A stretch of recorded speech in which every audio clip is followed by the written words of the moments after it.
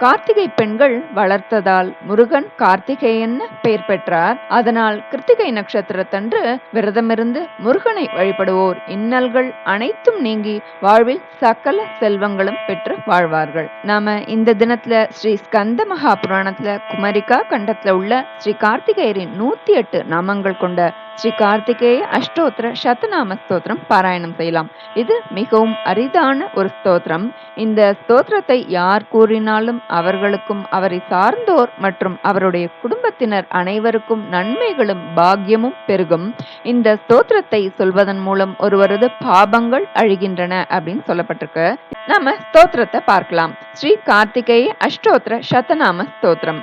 தியானம் सिन्दूरारुणकान्तिमिन्दुवदनं केयूरहारादिभिः दिव्यैराभरणैर्विभूषिततनुं स्वर्गस्य सौख्यप्रदम् अम्बोजाभयशक्तिकुक्कुटधरं रत्नाङ्गरागांशुकम् सुब्रह्मण्यमुपास्मके प्रणमतां भीतिप्रनाशोद्यतम् विश्वामित्रस्तु भगवान् कुमारं शरणं गतः स्तवं दिव्यं सम्प्रचक्रे महासेनस्य चापि सः अष्टोत्तरशतनाम्नां शृणुत्वं तानि पाल्गुण जपेन येषां पापानि यान्ति ज्ञानमवाप्नुयात् त्वं ब्रह्मवादि त्वं ब्रह्मा ब्रह्म ब्राह्मणवत्सलः ब्रह्मण्यो ब्रह्मदेवश्च ब्रह्मदो ब्रह्मसङ्ग्रहः त्वं परं परमं तेजो मङ्गलानां च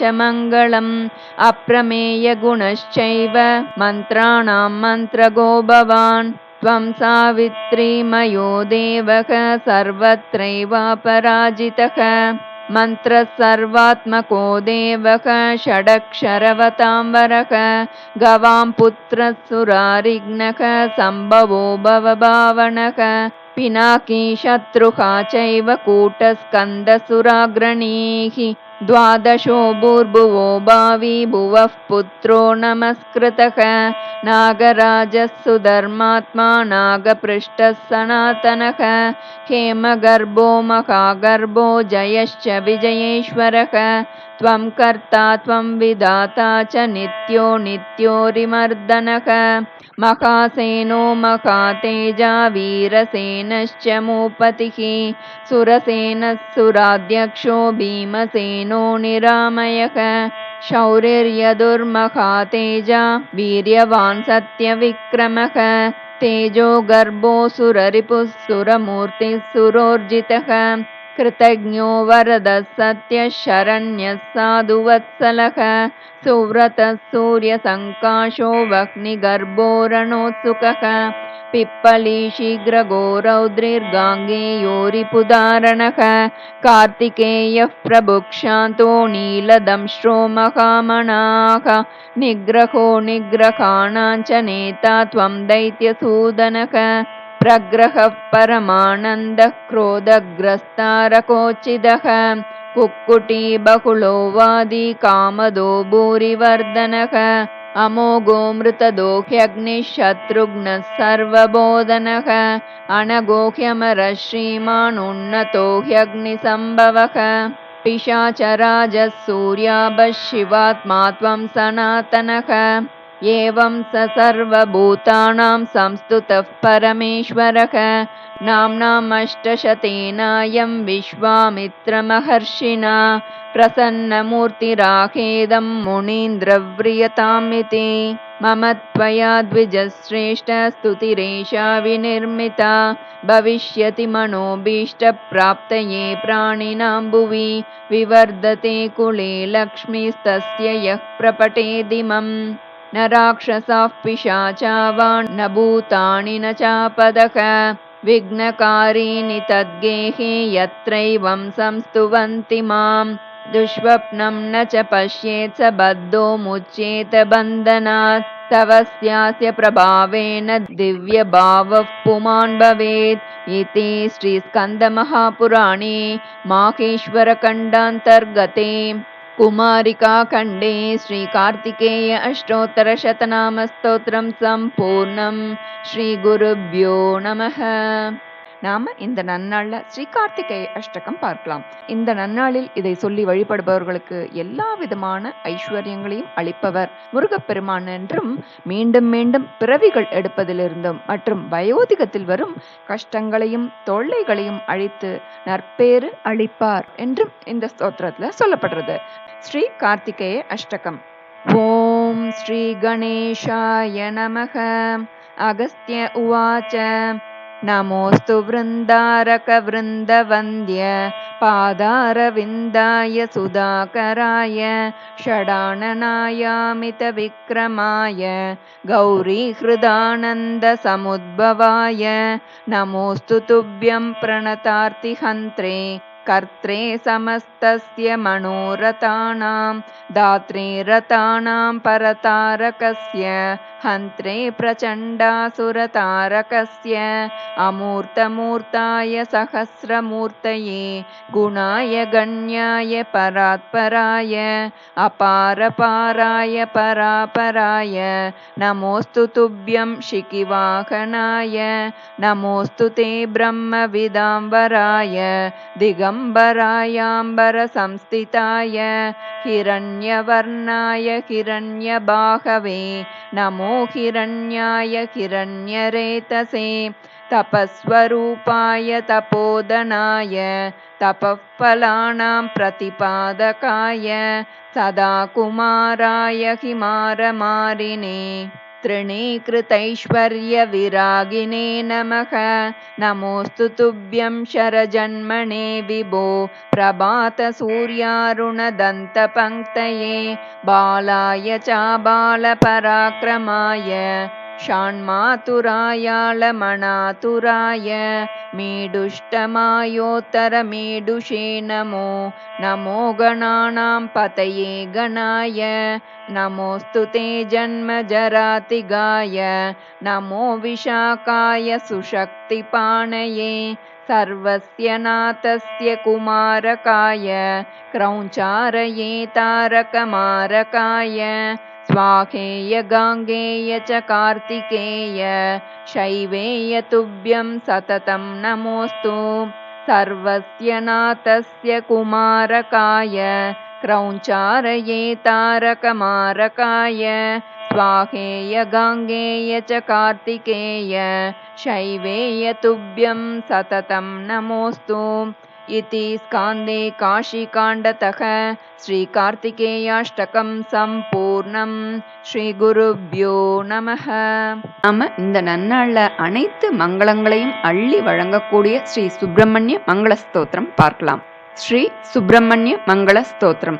மங்களம் தேவதேவாய ராஜராஜாய மங்களம் மங்களம் நாதநாதாய காலகாலாய மங்களம் மங்களம் கார்த்திகேயாய கங்காபுத்ராய மங்களம் மங்களம் ஜிஷ்ணுஜேஷாய வல்லிநாதாய மங்களம் மங்களம் शम्भुपुत्राय जयन्तीशाय मङ्गलं मङ्गलं सुकुमाराय सुब्रह्मण्याय मङ्गलं मङ्गलं तारकाजिते गणनाथाय मङ्गलं मङ्गलं शक्तिहस्ताय वह्निजाताय मङ्गलं मङ्गलं बाहुलेयाय महासेनाय मङ्गलं मङ्गलं स्वामिनाथाय मङ्गलं चरजन्मणे अष्टनेत्रपुरीशाय षण्मुखायास्तु मङ्गलं कमलासनवागीसवरदयस्तु मङ्गलं श्रीगौरिगर्भजाताय श्रीकण्ठतनयाय च श्रीकन्तपाकिनेयाय श्रीमत्स्कन्दाय मङ्गलं श्रीवल्लीरमणायात श्रीकुमाराय मङ्गलं श्रीदेवसेनाकान्ताय श्रीविशाखाय मङ्गलं मङ्गलं पुण्यरूपाय पुण्यश्लोकाय मङ्गलं मङ्गलं पुण्ययचषे मङ्गलं पुण्यतेजसे ஸ்ரீ சுப்ரமண்யோகம் சுப்ரமண்யோகம் சுப்ரமண்யோகம் இதி ஸ்ரீ சுப்ரமண்ய மங்களஸ்தோத்திரம் சம்பூர்ணம். ஓம் தத்புருஷாய வித்மஹே மகாசேனாய தீமஹி தன்னः ஷண்முகः பிரச்சோதயாத். இன்று மாத சிவராத்திரி நாள். சிவராத்திரி தினத்தில் நமச்சிவாயம் என்று சொல்லி சிவ சிந்தனையுடன் வழிபாடு செய்வதால் பல அற்புதமான பலன்கள் கிட்டும் அப்படின்னு சிவராத்திரி மகாத்மியம் சொல்றது. இந்த நன்னாளில் சிவபெருமானை மனதில் பிரார்த்தித்து அனைத்து சிவமூர்த்தங்களையும் ஆராதித்து சொல்லப்படும் ஸ்ரீ சிவ ஆர்த்தி ஸ்தோத்திரம் பார்க்கலாம். ஸ்ரீ சிவ ஆர்த்தி ஸ்தோத்திரம். சர்வேஷம் பரமேஷம் ஸ்ரீ பார்வதீஷம் வந்தேகம் விஸ்வேஷம் ஸ்ரீ பன்னகேஷம் ஸ்ரீ சாம்பம் சம்பும் சிவம் த்ரைலோக்ய பூஜ்யம் வந்தேகம் த்ரைநேத்ரம் ஸ்ரீ கண்டமீஷம். சர்வேஷம் பரமேஷம் ஸ்ரீ பார்வதீஷம் வந்தேகம் விஸ்வேஷம் ஸ்ரீ பன்னகேஷம் ஸ்ரீ சாம்பம் சம்பும் சிவம் த்ரைலோக்ய பூஜ்யம் வந்தேகம் த்ரைநேத்ரம் ஸ்ரீகண்டமீஷம். பஸ்மாம்பரதரமீஷம் சுரபாரிஜாதம் பில்வார்ச்சித பதயுகலம் சோமம் சோமேஷம் ஜகதாலய பரிசோபித தேவம் பரமாத்மம் வந்தேகம் சிவசங்கரமீஷம் தேவேஷம். கைலாச பிரியவாசம் கருணாகரமீஷம் காத்யாயனீ விலசித பிரிய வாமபாகம் பிரணவார்ச்சிதமாத்மார்ச்சிதம் சம்சேவித ரூபம் வந்தேகம் சிவசங்கரமீஷம் தேவேஷம்.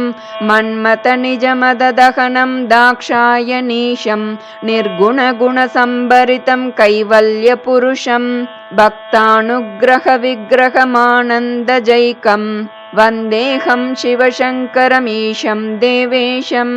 சுரகங்கா சம்ப்ளாவித பாவன நிஜசிகரம் समभूषित शशिबिम्बं जटाधरं देवं निरतोज्ज्वलदावानलनयनपालभागं वन्देऽहं शिवशङ्करमीशं देवेशं.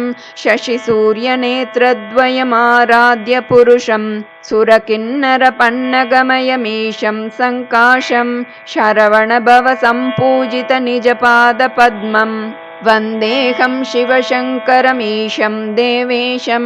श्रीशैलपुरवासम् ईशं मल्लीशं श्रीकालहस्तीशं स्वर्णमुखीवासं काञ्चीपुरमीशं श्रीकामाक्षितेजं वन्देऽहं शिवशङ्करमीशं देवेशं.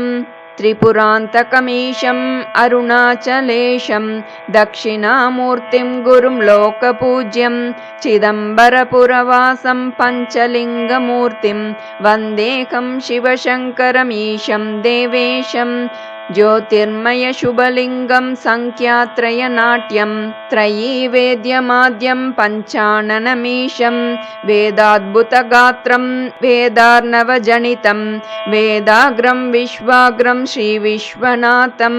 ज्योतिर्मय शुभलिङ्गं संख्यात्रयनाट्यं त्रयीवेद्यमाद्यं पञ्चाननमीशं वेदाद्भुतगात्रं वेदार्णवजनितं वेदाग्रं विश्वाग्रं श्रीविश्वनाथं. वेदाग्रं विश्वाग्रं श्रीविश्वनाथं वेदाग्रं विश्वाग्रं श्रीविश्वनाथं.